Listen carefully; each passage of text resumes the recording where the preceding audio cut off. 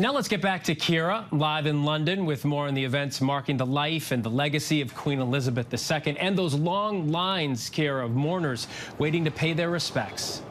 They're long lines, all right, and I'm going to ask all of you now who are streaming with us and watching our continued coverage of the Queen, and I ask you, what is the longest line that you have ever waited in, and what was it for? Well, Phil told me he waited overnight for Bruce Springsteen tickets. My producer, Matt, said it was to vote in the presidential election when it came down to Barack Obama and John McCain. Another one of my producers, Molly, said, of course, it was to get her driver's license at the DMV. And my executive producer, Chandra, said, well, she's not patient, she doesn't wait in line. And as for our James Longman, our foreign correspondent who grew up here in the UK, covering probably one of the longest lines now in history, for you, what would you say your longest line has been? Longest ever line was getting into Los Angeles airport. Not very glamorous at all. 8 hours in line. It was worth it. Of course it was. Of course it was, because you got to see the United States. Yeah. So have you ever covered anything like this in the history of your country? What do you make of it?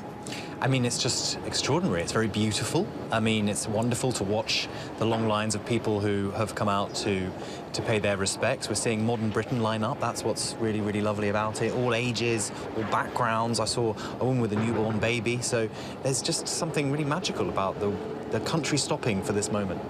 And you don't have to wait in line because you're covering this story. We have a front row seat, which is pretty spectacular.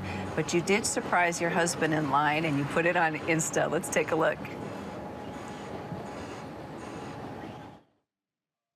So we're waiting for Alex for a little while, and he doesn't realise I found him in the line. There he is. This is my friend Mark. Hello. There he is. There he is. He's made it.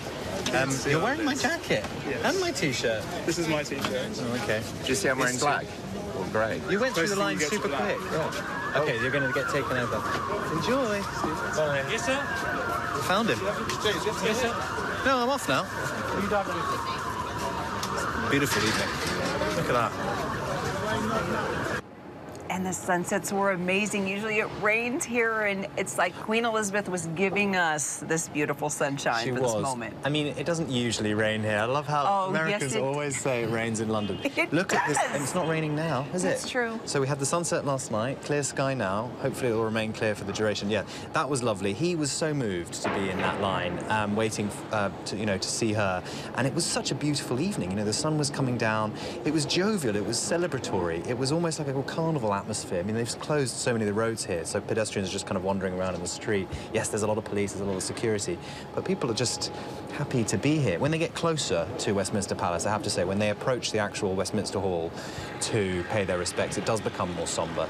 But yeah, he was just one of tens of thousands. We haven't got the numbers yet, but it's likely to be north of 400,000 people who've waited to see her. And we just received the plans for the funeral. What do we know? So on Monday morning, the lying in state will end, and then she will be brought, Queen Elizabeth, in full ceremonial pomp from Westminster Hall, which is behind Westminster Abbey here.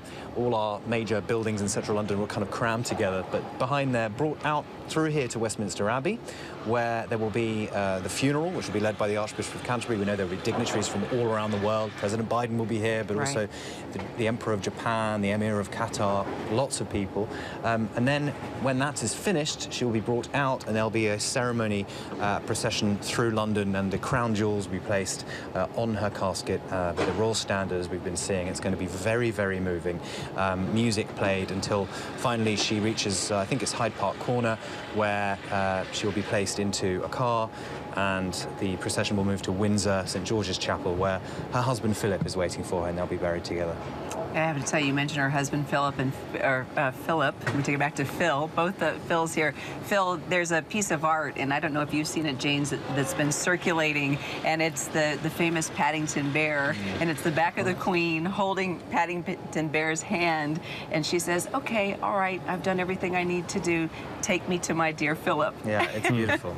So there's all these. There are these moments, these cultural moments that you have witnessed throughout London and and outside of London, Phil, as we've been here covering this story. And of course, Monday is the funeral, and you can even hear the noise behind us. They're building, James and I were just talking about this huge platform behind us for all the members of the press. And of course, we will follow that funeral of Queen Elizabeth II, the entire ceremony on Monday.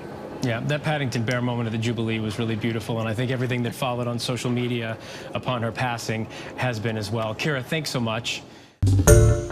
Hi, everyone. George Stephanopoulos here. Thanks for checking out the ABC News YouTube channel. If you'd like to get more videos, show highlights, and watch live event coverage, click on the right over here to subscribe to our channel, and don't forget to download the ABC News app for breaking news alerts. Thanks for watching.